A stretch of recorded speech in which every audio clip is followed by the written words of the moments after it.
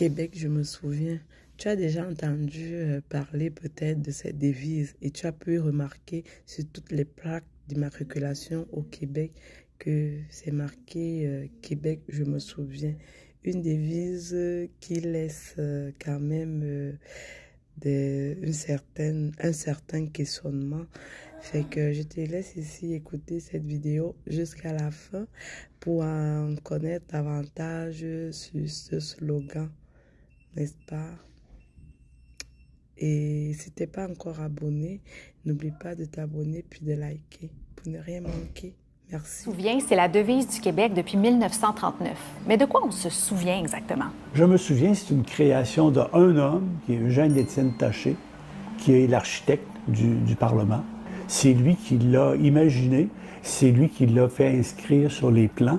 Il a voulu que la devise soit au-dessus de la porte de l'hôtel du Parlement, en dessous des armes, des armoiries, si vous voulez, que la reine Victoria avait octroyées en 1868 et qui n'avait pas de devise. Alors lui, il a ajouté une devise à ces armes, à ces armoiries-là de 1868, je me souviens, au-dessus de la porte. Ça ne pouvait pas être plus visible. Sauf qu'il n'a jamais expliqué précisément de quoi il s'agissait, de quoi on devait se souvenir.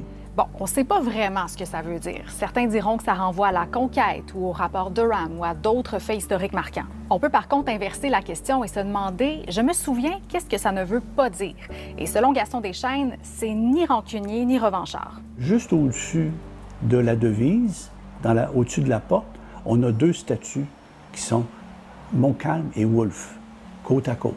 Ça veut vraiment dire que Taché voulait que tous les Québécoises se souviennent de ce qu'ils veulent se souvenir. À la fin du 19e siècle, la devise devient partie intégrante des armoiries du Québec. En 1939, un texte de loi officialise la devise et le gouvernement l'identifie sur ses édifices, dans ses messages et dans ses publications. Pendant la Révolution tranquille, la devise disparaît en partie. L'État québécois remplace l'armoirie par la fleur de lys. Mais la devise connaît un grand retour en 1978 sous le gouvernement de René Lévesque, qui l'a fait inscrire sur ses plaques d'immatriculation dans le cadre de sa politique souverainiste. C'est ce qui remplace le slogan « La belle province » qu'on voyait autrefois sur les plaques. La même année, une des petites filles de Taché écrit une lettre ouverte dans le Montreal Star et prétend que la devise vient en réalité d'un de ses poèmes. Je me souviens que, né dans les lys, je grandis dans les roses. Autrement dit, que, né sous la domination française, j'ai grandi avec la domination anglaise. Et bon, ça a été repris très, très souvent, surtout dans les médias anglophones. Moi, je suis très convaincu maintenant que ça ne tient pas. Cette phrase-là, je me souviens, ne vient pas d'un poème, qu'on n'a jamais trouvé d'ailleurs.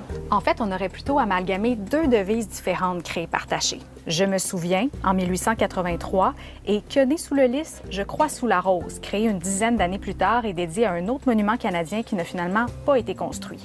Ce serait donc purement de l'ordre de la légende. L'origine de la devise du Québec fait encore l'objet de plusieurs débats, mais en général, elle est interprétée comme un appel à se souvenir de l'histoire du peuple québécois, ses origines comme ses luttes. Et comme Taché n'a pas laissé d'explication, libre à vous de vous souvenir de ce que vous voulez.